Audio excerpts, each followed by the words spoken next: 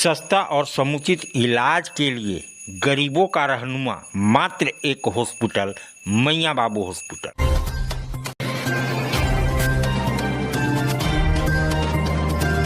पलामू में लोकसभा चुनाव को लेकर लेफ्ट की संगठनों ने जैसे कि इप्टा, एटक, एक्टू, C2, इमकिस जैसे संगठनों ने एक बैठक बुलाई जिसमें भारत सरकार के विरोध में यानी मोदी सरकार के विरोध में ये बैठक बुलाई। उन्होंने कहा लोकसभा का चुनाव 2024 में एक तानाशाही एवं अडानी अंबानी की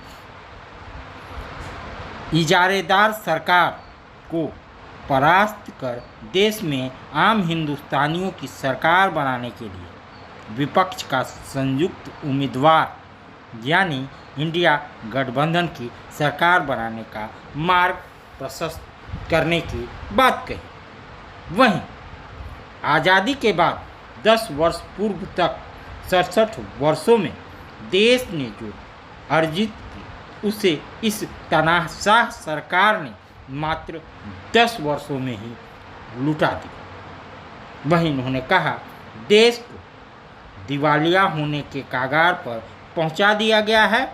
डॉलर के मुकाबले भारतीय करेंसी रुपया का मूल्यमान लगातार जारी है जो रुक नहीं रहा। जीडीपी वैसे ही गिरी हुई है। अभी अभी दुनिया का सबसे बड़ा और अनोखा घोटाला इलेक्ट्रल बॉन्ड घोटाला हुआ जिसमें 2018 में कानूनी रूप से स्थापित की गई थी जिसे सुप्रीम कोर्ट ने असंवैधानिक बताया, जिसमें मोदी सरकार की ईमानदारी का पोल खोला। मोदी के 10 वर्षों के शासनकाल 411 विपक्ष विधायकों की हाई ट्रेडिंग माध्यम से कई राज्यों में सरकार गिराई गई जो देश के संघीय ढांचा का जबरदस्त हमला है। आइए देखते हैं ये रिपोर्ट किसने क्या कहा। झारखंड के अंदर पूरे देश के अंदर लोकसभा का ये चुनाव हो रहा है 2024 का।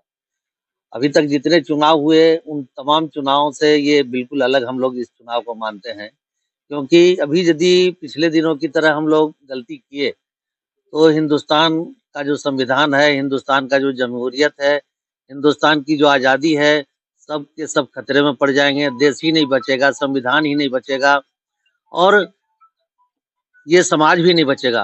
हिंदुस्तान की समाज जो है बहुत मिली-जुली समाज है। हिंदू मुस्लिम बिल्कुल आज़ादी से रहते आए हैं।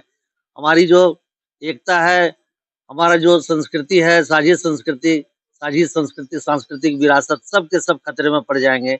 इसलिए हम लोग इस बार किसी भी तरह का चूक मंजूर नहीं करना चाहते हैं। हम लोग चाहते हैं इस बार कोई गलती ना हो जनता से, इसलिए हम लोग एक जनता के नाम अपील जारी किए हैं और ये अपील कर रहे हैं कि पलामू के अंदर 2 कंस्टिट्यूएंसी है। चतरा का भी एक विधानसभा क्षेत्र, चतरा का भी कंस्टिट्यूएंसी का एक विधानसभा क्षेत्र जो पांकी विधानसभा है और पलामू का ये क्षेत्र। हम लोग 2 कैंडिडेट जो इंडिया गठबंधन के उम्मीदवार हैं, ममता भूया और दूसरे तरफ के त्रिपाठी जी, उन दोनों को हम लोग समर्थन करते हैं। समर्थन करने वाले जो संगठन हैं, हम ट्रेड यूनियन के लोग हैं, हम दिहाड़ी मजदूर यूनियन के बीच काम करते हैं। हमारे मित्र हैं जो मेडिकल रिप्रेजेंटेटिव लोग के बीच काम करते हैं। हमारे देखिए बीच में बगल में बैठी हैं रानी मुसहरीन जो मुसहर समाज के बीच काम करती हैं। अनीता जी रसोईया संघ के बीच का रसोईया मजदूरों के बीच काम करती है। तो ये सब के सब असंगठित क्षेत्र में काम करने वाले मजदूर संगठन हैं। हमारे साथ शैलेंद्र जी हैं, उपेंद्र जी हैं जो कलाकारों को लेकर के दुनिया और समाज को बदलने के लिए काम करते हैं। हम लोग सबको ही मिल करके जनता से अपील कर रहे हैं इस बार जो वोट पड़े मोदी के खिलाफ पड़े, भाजपा सरकार के खिलाफ पड़े और ममता भूया त्रिपाठी को सपोर्ट कीजिए ताकि हिंदुस्तान के अंदर एक इंडिया गठबंधन की सरकार बनने का मार्ग प्रशस्त हो। हमसे जनता तक अपना संवाद पहुंचाना चाहते हैं। आज हम लोग ऐसे अब देश में जो भ्रष्टाचारी की जो बात करते हैं, खुद भ्रष्टाचार बढ़ाए हुए हैं। आप देख रहे हैं कि चाहे इस देश में महिला हो या मजदूर किसान हो, सब लोग जूझ रहे हैं। और हम लोग अभी यहाँ जो आप लोग के माध्यम से जो अपनी बात को पहुंचाना चाहते हैं, अभी इस देश में जो लोकतंत्र महापर्व का जो पूरा लहर चल रहा है, इसमें हम लोग चाहते हैं कि बदलाव हो। कि ऐसे ऐसे पूंजीपति के हाथ में मेरा देश, हम लोग का देश जो चला गया है आज कारपोरेट के हाथों में, हम लोग चाहते हैं कि इसका बदलाव हो। और आज ये ऐसा इस देश के जो चलाने वाले हैं वो पूरा महिला विरोधी हैं, मजदूर विरोधी हैं। हम लोग चाहते हैं कि बदलाव हो। और दूसरा चीज है कि हम अपने अभी जो हमारे ये गठबंधन के जो ममता भूया जी हैं पलामू से, और बगल के जो जिला है वहाँ से हमारे के एन त्रिपाठी हैं, हम गठबंधन को सपोर्ट करते हैं, समर्थन करते हैं अपने एकटू के माध्यम से, रसोईया संगठन के माध्यम से। शैलेंद्र जी, आप कम्युनिस्टों के आंदोलनकारी के शीर्ष में एक हैं, लेकिन आज भाकपा का विरोध क्यों और इंडिया गठबंधन का समर्थन क्यों? हम भारतीय कम्युनिस्ट पार्टी का विरोध नहीं कर रहे हैं। भारतीय कम्युनिस्ट पार्टी या इस देश के वामपंथी ताकतें जो हैं, इस देश के किसान मजदूरों की मुखर आवाज रही हैं और उनके नहीं होने से इस देश के अंदर किसान मजदूरों की आवाज डूब जाएगी। लेकिन असल में ये चुनाव एक नए किस्म का चुनाव है और देश के एक बहुत ही गंभीर संकट के मुहाने पे खड़ा हुआ है। हिंदुस्तान के इतिहास में पहली बार वैसी ताकतें जिन्होंने आज़ादी के आंदोलन में हिस्सा नहीं लिया और जो आज़ादी के आंदोलन के गर्भ से पैदा नहीं हुए, जो शुरू से तिरंगे को नकारते रहे, जो गांधी की हत्या करने के जिम्मेवार रहे, वो जैसे आज बरसर इक़्तिदार हैं, सेंटर में सत्ता में बैठे हुए हैं। इसीलिए ये एक अभूतपूर्व स्थिति है और इस अभूतपूर्व स्थिति का जायजा लेते हुए यहाँ की भारतीय कम्युनिस्ट पार्टी के यूनिट को ये समझना चाहिए था कि फासिज्म के खतरे को टालने के लिए मतों का विभाजन नहीं होना चाहिए। यहाँ की कम्युनिस्ट पार्टी ने एक भूल की है, राजनीतिक भूल। हम उनसे अभी भी आग्रह करते हैं कि वो अपने कैंडिडेट को वापस ले लें और अगर ऐसा वो नहीं करते हैं तो समझिए कि वो इतिहास के अपराधी घोषित कर दिए जाएंगे।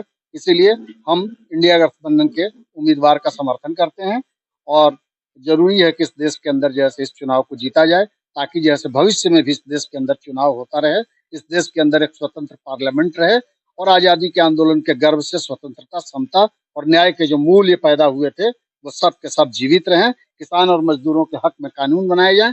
जिस तरीके से इक्विटेबल जैसे प्रॉपर्टी डिस्ट्रीब्यूशन के सवाल पे मोदी जी बौखलाए हुए हैं और अडानी अंबानी की संपत्ति जिस तरीके से बढ़ी है और वो लगातार झूठ पर झूठ बोले जा रहे हैं, ये बताता है कि किस तरीके से ये आर्थिक असमानता और जो विषमता है, जो भयानक खाई के रूप में इस देश में पसर गया है, उस पर इंडिया गठबंधन के एक घटक दल कांग्रेस के घोषणा पत्र में चर्चा क्या हुई कि मोदी जी मंगलसूत्र और तमाम तरह की चीजें बोलने लगे। इस देश में इससे झूठा प्रधानमंत्री कभी पैदा नहीं हुआ था और इसीलिए ये जरूरी है कि इस देश के अंदर एक स्वतंत्र न्यायपालिका, स्वतंत्र जैसे इलेक्शन कमीशन और स्वतंत्र जैसे संवैधानिक संस्थान बचे। इसके लिए जरूरी है कि इनको जाना चाहिए और इसके लिए आवश्यक है कि मतों के विभाजन को रोका जाए। भारतीय कम्युनिस्ट पार्टी ने गलती की। आज आप दिल्ली दरबार आए हैं। दिल्ली दरबार अपने आप में पूरे डाल्टनगंज को समेटने के लिए तैयार है, क्योंकि गांधी उद्यान पार्क में दिल्ली दरबार जब से आया है रौनक बढ़ गई।